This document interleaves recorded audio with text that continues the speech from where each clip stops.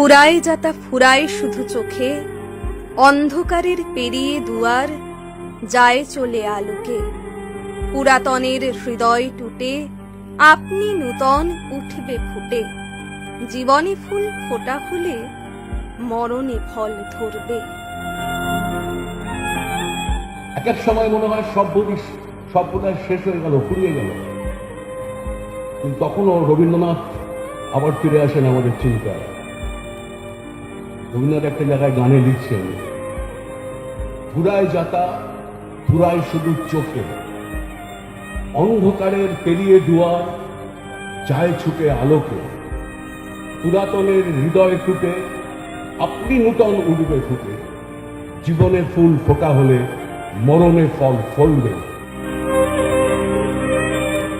দীর্ঘ কয়েক দশকের রাজনৈতিক জীবন কাটিয়ে অমৃতলোকে পাড়ি দিয়েছেন রাজ্যের প্রাক্তন মুখ্যমন্ত্রী বুদ্ধদেব ভট্টাচার্য।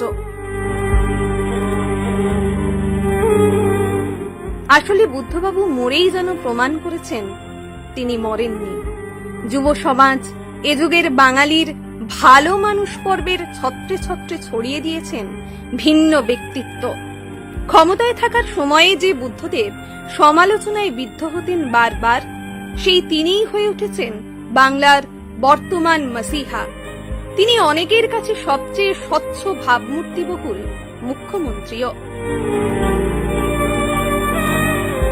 এক মাথা সাদা চুল, ধবধবে সাদা ধুতি, ফতুয়ার কালো দাগহীন বিরাজে সেই বুদ্ধই যেন হয়ে উঠেছেন পূর্ণিমার বঙ্গচাঁদ। 1966 নাগাদ সিপিএম এর প্রাথমিক সদস্য পদ, তারপর 1977 সাল কাশীপুর বিধানসভা কেন্দ্র থেকে নির্বাচন লড়লেন বুদ্ধদেব। সেই শুরু।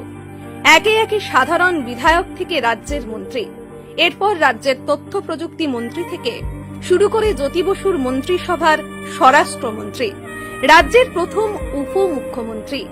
বারংবার প্রমোশন পেলেন প্রমোদ প্রিয় বুদ্ধ। জ্যোতির হাত থেকে পতাকা গেল তার হাতে। রাজ্যের মুখ্যমন্ত্রী হিসেবে শপথ নিলেন বুদ্ধদেব। বুদ্ধ পারবে ও বদলে গিয়েছে অনেক। রাজনীতির প্রবীণ অলিন্দে কান পাতলে জ্যোতির মন্তব্যের পাহাড়ে টিম টিম করে আজও জ্বলে এই শব্দবন্ধ। অনেকেই বলেন বুদ্ধ পেরেছেন। রাজ্যের ভোল বদলে সিদ্ধার্থ শঙ্কর রায়ের পর ছাপ রেখেছেন তিনি। সর্বকালীন রেকর্ড গড়ে বারবার আক্রমণের মুখে পড়েছেন এই মুখ্যমন্ত্রী, কিন্তু সব মিটেছে অবশেষে। একদা প্রতিবাদীরাই মোহিত হয়েছেন বুদ্ধের জাদুতে। সেকালের তীব্র প্রতিপক্ষ শুভেন্দু অধিকারীর মুখেও শোনা যায় রাজ্যের সেরা সৎ রাজনীতিক তিনি।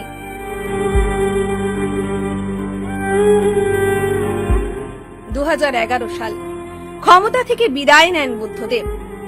কেমন যেন হেরে গিয়েই অবশেষে পিছিয়ে যান বুদ্ধদেব।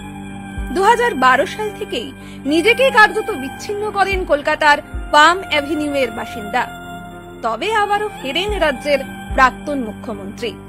বিবৃতি রাজনীতিতে দাঁড়িয়েই 2016 বিধানসভা নির্বাচনে গুরুত্বপূর্ণ ভূমিকা নেন তিনি। একদা প্রধান বিরোধী রাজনৈতিক দল কংগ্রেসের সঙ্গে জোট তৈরিতে ভূমিকা নেন তিনি। কয়েক বছর আগে অশক্ত শরীরে পা দেন ব্রিগেড সমাবেশের মাঠে, কিন্তু মঞ্চে উঠতে পারেননি আর। তবুও তার উপস্থিতি বহু বামপন্থী কর্মী হারানো আত্মবিশ্বাসের অনেকটা ফিরে পেয়েছিলেন। আসলে আজও অনেক বামপন্থী বিশ্বাস করেন সাদা চুলের ওই ভদ্রলোক যদি একবার সুস্থ হয়ে মাঠে নামতেন, তাহলে হয়তো ভোটের হিসেবে শূন্য পাওয়া বামেরা আবারও ঘুরে দাঁড়াতে পারত।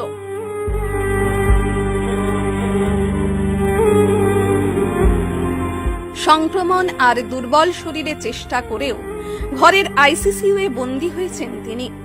ক্রমশ নুইয়ে পড়েছেন রোগের ভারে। তবুও একাধিক বিষয়ে মতামত জানিয়েছেন রাজ্যের প্রাক্তন মুখ্যমন্ত্রী। সেই মানুষটি নিজের অনুপস্থিতিতে ভাইরাল হয়েছেন বারবার। তাঁর বলা একাধিক কথা, স্বপ্নচারণা বারবার ফেরি হয়ে এসেছে সমাজ মাধ্যমে। আজ যখন গোটা দেশে সাম্প্রদায়িক অশান্তির আবহ, বাংলার বুকেও যখন সাম্প্রদায়িক অকল্পনীয় হানাহানির ঘটনা চোখে পড়েছে, তখনও সেই বুদ্ধকেই আদর্শ করে অনেকে বলেন এমন একজন মুখ্যমন্ত্রী প্রয়োজনে যিনি বলতে পারেন দাঙ্গা করতে এলে মেরে মাথা ভেঙে দেব। যুব সিপিএম তো বটেই, বুদ্ধের একের পর এক সিদ্ধান্ত সঠিক হিসেবে প্রতিস্থাপিত হয়েছে নিরন্তর। বুদ্ধ নেই, বিতর্কের দাগ পুড়ে ছাই হয়েছে মুহূর্তেই। তিনি গিয়েছেন, একাধিক প্রশ্নের আবহেই যেন বলে দিয়েছেন, সঠিক ছিলাম আমি, তোমরা সবাই ভুল ছিলে না তো।